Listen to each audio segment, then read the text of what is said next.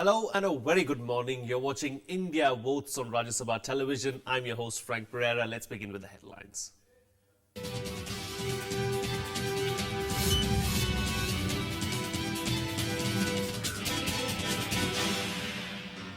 It's official. BJP veteran L.K. Advani to contest from Gandhinagar in Gujarat, while Vadodara to be Narendra Modi's second seat.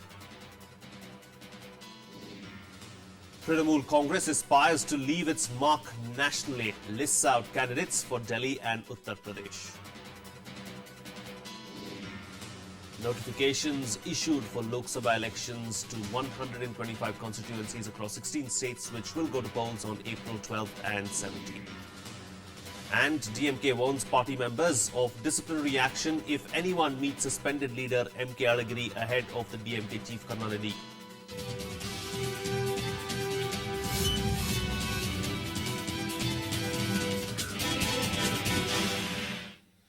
First up on India Votes this morning, BJP came out with a list of 67 candidates for the Lok Sabha polls today. Now, on expected lines, the party has decided to field its most senior leader L.K. Advani from his regular Gandhinagar seat. The decision was taken at an all-day meeting in Delhi on Wednesday that brought together the BJP's most senior leaders, including Prime Ministerial nominee Narendra Modi. Advani has been requested by his party to contest from Gandhinagar again, though the veteran leader reportedly wants to shift to Bhopal in Madhya Pradesh this time around. Party President Rajnath Singh sent senior leaders to Advani's home to convey the decision. Modi has been given the ticket from Vadodara. This will be the second seat that Modi will contest from. He is already in the poll fray from the prestigious Varanasi seat in Uttar Pradesh.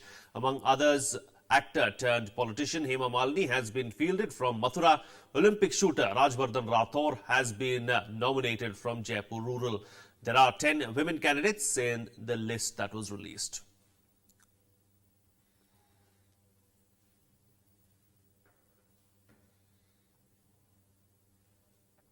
Pranav Goswami joins us on the phone line with more on this particular story at the moment. Of course, Pranav, there you have it. On expected lines, L.K. Advani has been given a ticket to contest from his Gandhinagar seat, of course. Now, how has this gone down with L.K. Advani? Do we see any kind of a rebellion now coming through from Advani's side because he wanted to contest from Bhopal?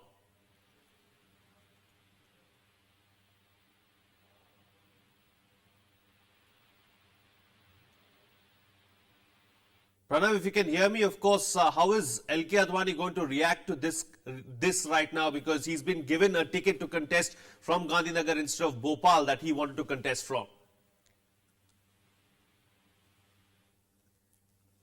Well, we seem to have lost the line there with Pranav, of course. Let's move on now. Of course, the Congress came out with its third list of candidates on Tuesday evening, while it has not yet decided who will contest from BJP's Prime Ministerial nominee Narendra Modi from Varanasi. Now, if it has named 58 candidates in some other key constituencies, key players like Kapil Sibbal and Ajay Makan feature in the list. Here's a look at some of the reactions that came in.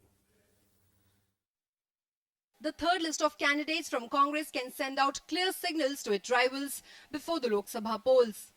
By denying CWG scam accused Suresh Kalmani a ticket from his regular seat Pune in Maharashtra, Congress has kept out tainted leaders out of poll fray. He has been replaced by Vishwajit Kadam, who is the president of Youth Congress in Maharashtra.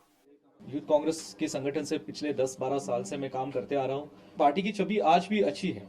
किसी एक व्यक्ति के कारण आज party जिसको एक 125 साल का इतिहास है, वो पार्टी की छवि खराब नहीं हो सकती। But the party kept up the suspense as to whom it would field against Narendra Modi in Varanasi. Congress General Secretary Madhusudan Mistry indicated a surprise announcement on the issue. There are nearly 35% youth. Some of them are also women, and Congress CUC will also consider the remaining name. Pranjaditya Singh Parmar's son-in-law of Congress General Secretary Digvijay Singh has been made a nominee from Panchmahal seat in Gujarat. Former Chhattisgarh Chief Minister Ajit Jogi has been nominated by the party from Mahasamund. Sonia Gandhi का आदेश शिरोधार्य है।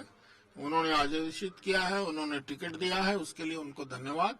उनके आदेश का पालन होगा और मैं वहां से विजयी होकर एक सांसद के रूप में आदरणीय सोनिया जी के सामने प्रस्तुत होऊंगा। Union Minister Kapil Sibbal gets to defend his Chandni Chowk seat. Krishna Tirath has been nominated from Northwest Delhi. Sandeep Dixit will contest from East Delhi. Jaiprakash Agrawal will fight from North East Delhi and Congress General Secretary Ajay Magan from New Delhi. Former Team Indian captain Mohammad Azharuddin, who is sitting member from Moradabad in Uttar Pradesh, was shifted to Tonk Savai Madhopur in Rajasthan, having substantial minority population. Bureau Report, Rajya Sabha TV. Now, the Trinamool Congress has come out with its list of candidates from Delhi and Uttar Pradesh. The list contains names of popular artists and activists. The party feels it will play a very crucial role after the Lok Sabha polls to decide who will form the next government at the centre. Here's more. Trinamool Congress has released a list of 22 candidates for Delhi and Uttar Pradesh. Though the party's stronghold is in West Bengal, Mamata Banerjee claims that her party has pan-India recognition. To get to a decent figure to play a kingmaker's role, the party has fielded candidates from as far as Northeast. The party said all the candidates have been chosen keeping their image in mind.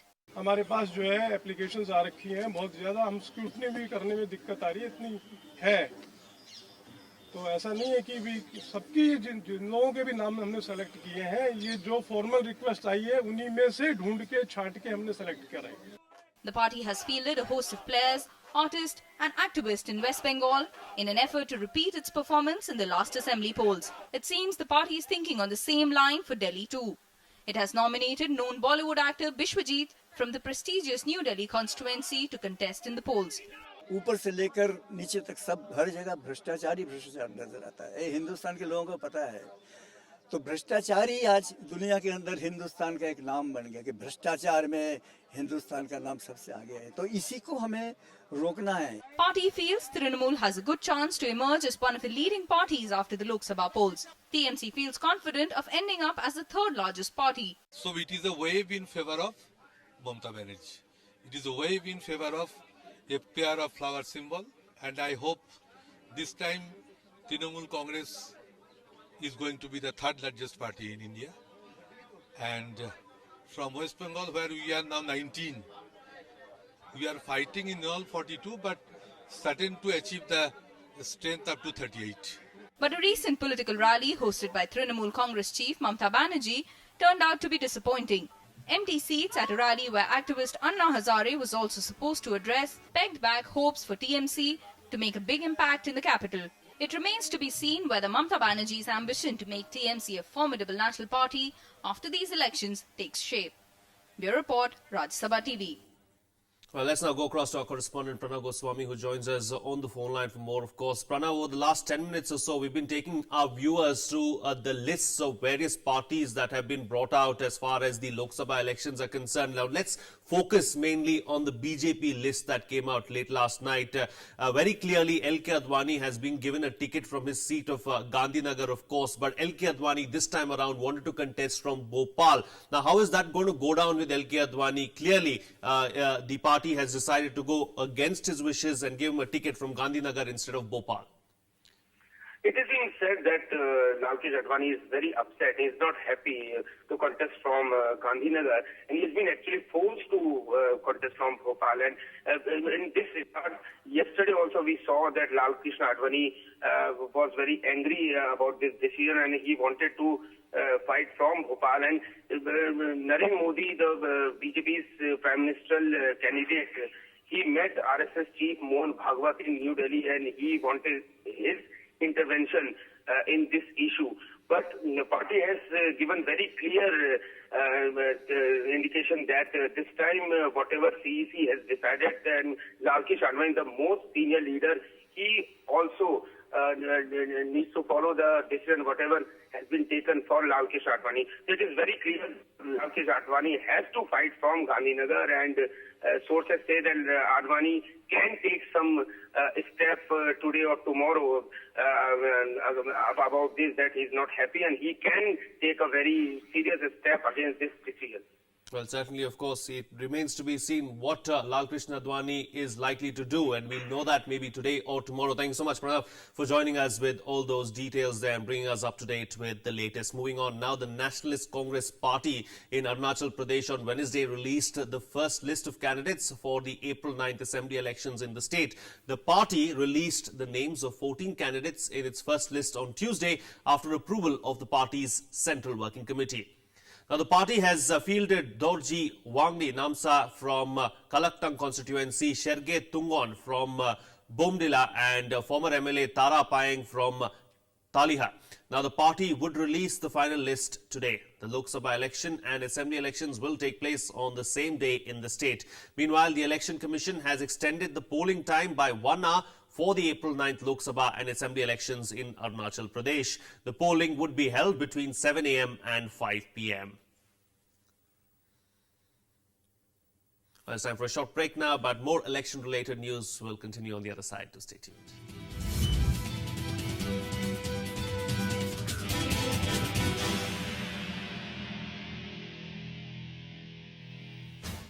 Welcome back. You're watching India Votes Now. Notifications were yesterday issued for Lok Sabha elections to 125 constituencies across 16 states, which will go to polls on April 12th and 17th. 7 constituencies in 4 states, 3 in Assam, 2 in Goa, 1 each in Sikkim and Tripura will have election on the 12th of April in the 4th phase.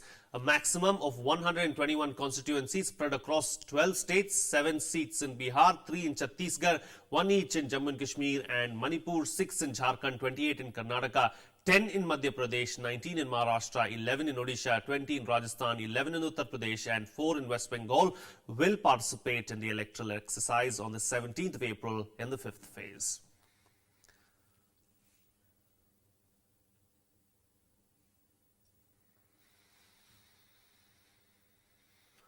Meanwhile, gearing up for Lok Sabha polls, the Railways has kept 75 companies of RPF ready for deployment in various parts of the country during the election time. RPF company consists of about 90 personnel. Railway has provided about 1,000 coaches for the movement of polling staff and security personnel to poll-bound areas. There are a total of 6,750 RPF personnel and about 50 trains with 1,000 coaches being made available for the polling exercise. The deployment of RPF personnel is more this time around as compared to the last Lok Sabha elections in 2009. Moving on, now Congress Vice President Rahul Gandhi has cancelled his proposed visit to Aizawl in view of ongoing assembly session. The assembly session began on Tuesday. The Congress leader was scheduled to address an election rally at Malpoi locality in Aizawl and also meet journalists at Lengpui Airport near Aizawl. Instead, Rahul addressed a rally in Manipur. Meanwhile, Narendra Modi's scheduled public rally at Dumka on March 24th has also been cancelled, according to the party's Jharkhand unit. A new date for the rally will be announced later.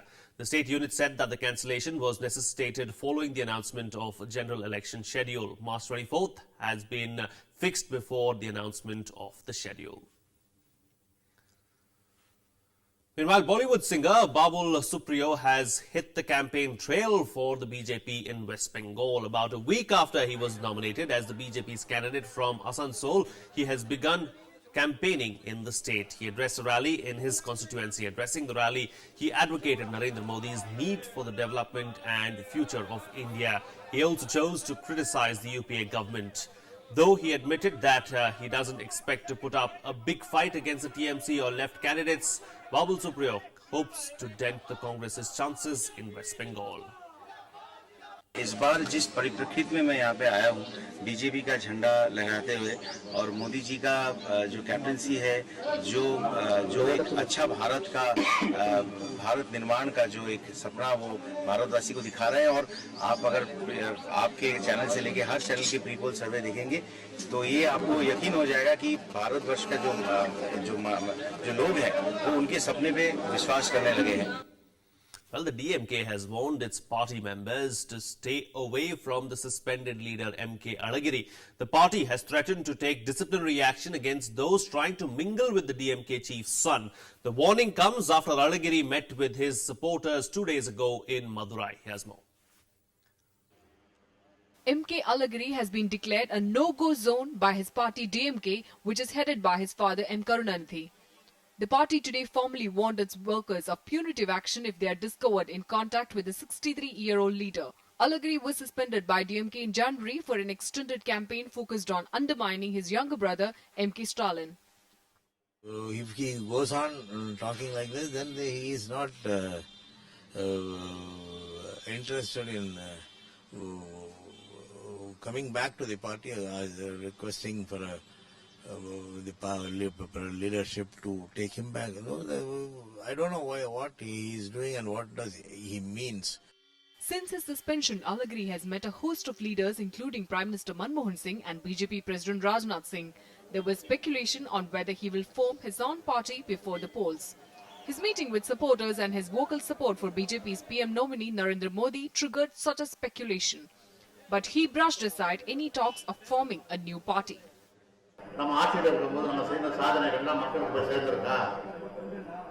ஒன்றிய செயலாளர்னா உங்களுக்கு உறுதுணையாக இருக்காங்களா? அதெல்லாம் கிடையாது. அதெல்லாம் கேட்கவே கிடையாது. எவ்வளோ பணம் செலவு பண்ணுவாங்க? முதல்ல எவ்வளோ எனக்கு கொடுப்பேன்னு கேட்டிருக்காங்க. அதுக்கப்புறம் எவ்வளோ செலவு பண்ணணும்னு கேட்டிருக்காங்க. Alagri's stronghold is Madurai, from where he has won since 2009. It's the same constituency from where his father, DMK Chief Karunanidhi, will kick off party's poll campaign on April 5th. Bureau Report, Rajya Sabha TV. Well, AAP convener Arvind Kejriwal has written to the News Broadcasting Standards Authority and the Election Commission of India, casting doubts on the veracity of opinion polls. Kejriwal's concern follows an airing of a sting by a television channel, News Express, on the 25th of February. Here's more. Days after taking on the media, Aam Aadmi Party convener Arvind Kejriwal has questioned the authenticity of opinion polls aired by news channels. In a letter to the News Broadcasting Standards Authority, Kejriwal said, and I quote, "In case the footage aired by this news channel is authentic, unless proved otherwise, it represents a dark hour for the Indian media. The sting operation shows the heads of some of the well-known polling organizations are willing to manipulate pre-poll survey results for monetary considerations. The Aam Aadmi Party requests you to get the veracity of the sting checked and conduct an inquiry into the role of news channels in broadcasting manipulated polls." Unquote. Kejriwal wants a criminal investigation by a Supreme Court-monitored special investigation team to probe the allegations made in the sting operation. The former Chief Minister of Delhi also sought specific guidelines from the Election Commission on opinion polls for all forms of media. The Aam Aadmi Party leader also praised the Election Commission for its action so far, but said that it should renew its efforts to prevent the misleading of people during elections. Kejriwal's party is seeking clear guidelines from the Election Commission on broadcast of such polls to fix accountability. Bureau Report, Rajya Sabha TV. Well, Salman Khurshid has once again questioned a lower court's clean chit to Narendra Modi in the 2002 riots in Gujarat. The Congress leader's comments come days after Rahul Gandhi's statement dismissing the talk of a clean chit to Modi as far too premature. Now, in an interview on Sunday, the Congress Vice President also demanded legal accountability for the clear and inexcusable failure of governance during the Gujarat riots. The statement has clearly not gone down too well with the BJP, which accused the Congress of not being able to deal with Modi's growing popularity. Modi ji को किस appeal में और किस court ने कोई clean chit दी है मैं नहीं जानता समन्स उनको एक कोर्ट ने मैजिस्ट्रेट के कोर्ट ने समन्स उनको भेजने से इनकार किया ये ठीक है इसी को लेकर इतनी बड़ी बात कर रहे हैं किसी बच्चे को नर्सरी में सही अंक मिल गए तो वो अपने आप को डॉक्टर समझ रहा है और पीएचडी लिए फिर रहा है ऐसे कैसे हो सकता है अभी तो बहुत आगे किस्सा चलेगा अभी तो पिक्चर बाकी है Well, it's time for a short break now, but we'll be right back, to stay tuned.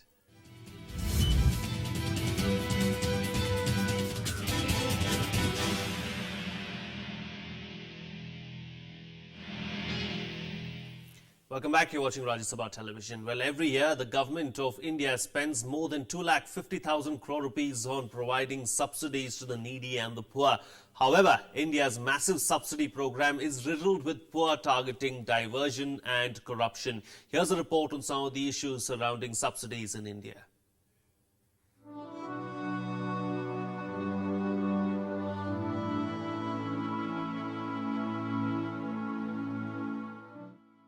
For Sunita Dubey, life has come to mean little more than a continuous struggle to make ends meet.